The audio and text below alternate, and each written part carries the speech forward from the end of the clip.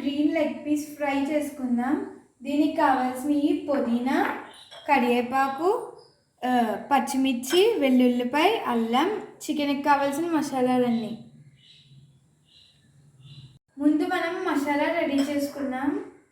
Friends, మనం masala ready చేసుకున్నాము. ఇప్పుడు ఇందులో కొంచెం ధనియాల పొడి,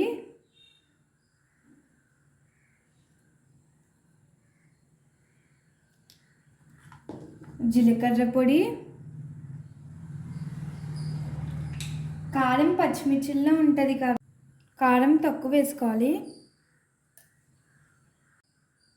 ఉప్పు,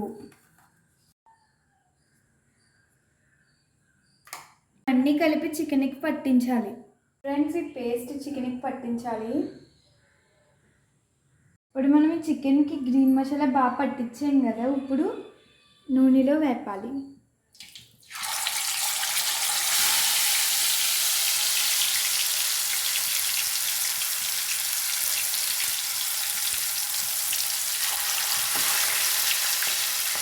చూడండి ఫ్రెండ్స్, అయిపోయింది. చూడండి ఫ్రెండ్స్, పెరుగుతో తింటే సూపర్గా ఉంటుంది. మీరు కూడా ట్రై చేయండి ఇలాగా.